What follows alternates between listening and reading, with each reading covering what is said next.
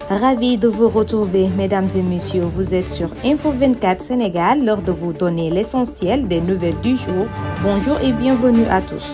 Démarrons l'actualité avec la politique, le rapport de la Santis, le patio des 29 milliards de francs CFA, découvert ses personnalités citées. Le rapport de la cellule nationale de traitement des informations financières continue de faire des vagues parmi les déclarations d'opérations suspectes d'examiner. La 8e attire une attention particulière. Selon nos informations, cette déclaration datée du 23 novembre 2021 révèle 4 virements effectués par l'État du Sénégal en faveur du groupe immobilier suisse pour une montant total de 29,8 milliards.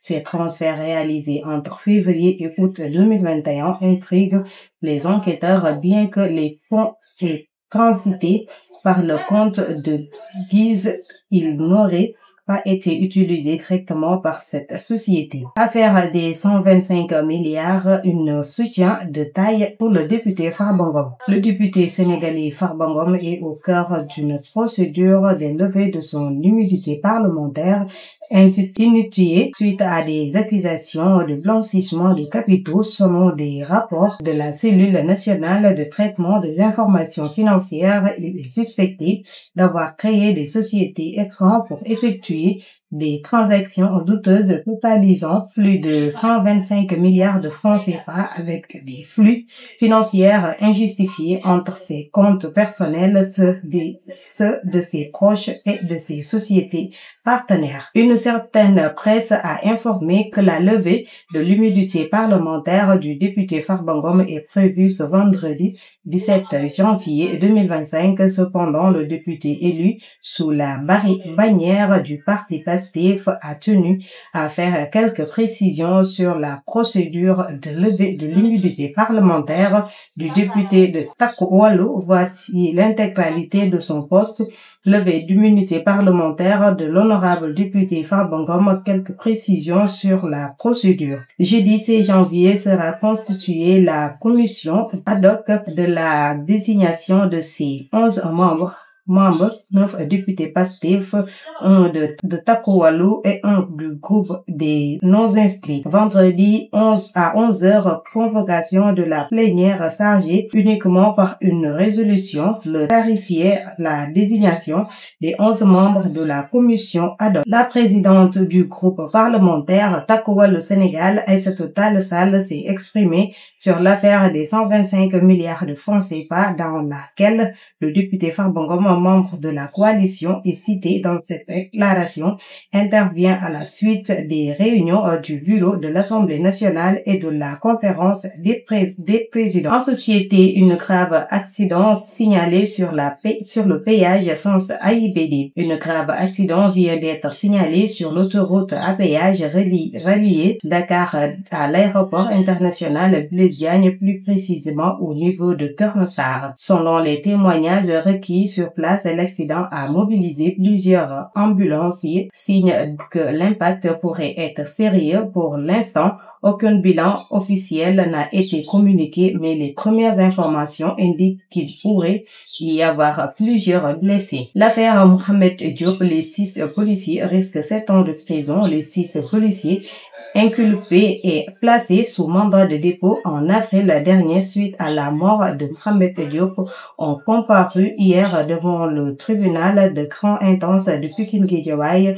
Ces agents des forces de l'ordre peuvent maintenant croiser les doigts et crier, car même s'ils ont échappé à la peine criminelle, il reste 7 ans de prison. Dossier West Africa Energy, Samuel Sarr sur le point de retrouver la liberté grâce à un nouvel rapport. En attendant la décision du juge du 2e cabinet, Samuel Sarr vient de gagner une manche décisive dans la bataille judiciaire qui l'oppose à d'autres actionnaire de la société West African Energy, placé sur mandat de dépôt depuis le 28 novembre 2024 et transféré au pavillon spécial de l'administration pénitentiaire pour abus de biens sociaux l'ancien ministre Samuel Sarr pourrait bénéficier d'une main levée du juge du 20e cabinet grâce aux conclusions de l'expert comptable Alioune Touré qui a blanchi dans la gestion des fonds de West Africa Energy. Il n'y a eu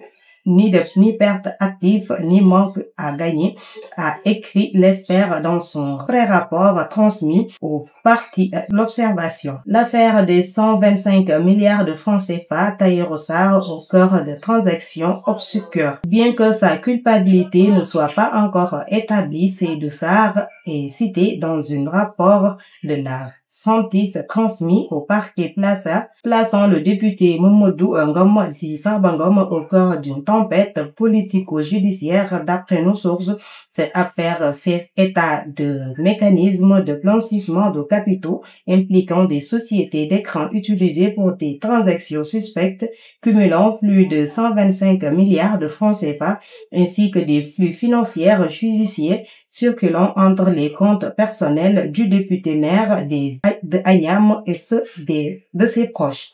En sport, après avoir déposé un recours et un appel pour revendiquer sa victoire pour Amaner, Thiatou Daouda Fall a finalement été reconnu vainqueur, un choix du CNG qui provoque une vive controverse entre les acteurs de la lutte. Abdou Bahoum n'est pas d'accord avec la décision du CNG de donner la victoire aux lutteurs de Guédiawaye invités sur les plateaux de lutte TV. L'expert a comparé la chute d'Amaner à celle de Modulo alors que son combat face à Site, selon Abdou Bahoum, le CNG doit donner la victoire à Tekanda en s'appuyant sur la chute du lutteur des Parcelles où son épaule avait touché. Il interpelle l'intense dirigeante de la lutte de tranche à nouveau pour le combat royal. Gride, le petit frère du titre du Tigre de Fass, a sorti de sa réserve après la défaite concédée dimanche par le porte-étendard de l'écurie Fass 2 ans après la défaite de Gris Bordeaux. Maodo dit Gride a fait des révélations sur le Tigre de Fass qui, selon lui, n'était pas à 100% de ses moyens lors de son combat contre Zarco. Hors de chez nous, à Tunisie, une motion de censure a été déposée par des députés de la France insoumise, du Parti communiste et des écologistes contre le gouvernement dirigé par François Bayrou. Cette initiative fait suite au discours de politique générale prononcé par le premier ministre français, rapporté plusieurs médias dont France Info et Anadolu. C'en est tout pour cette flash d'information. Merci de l'avoir suivi.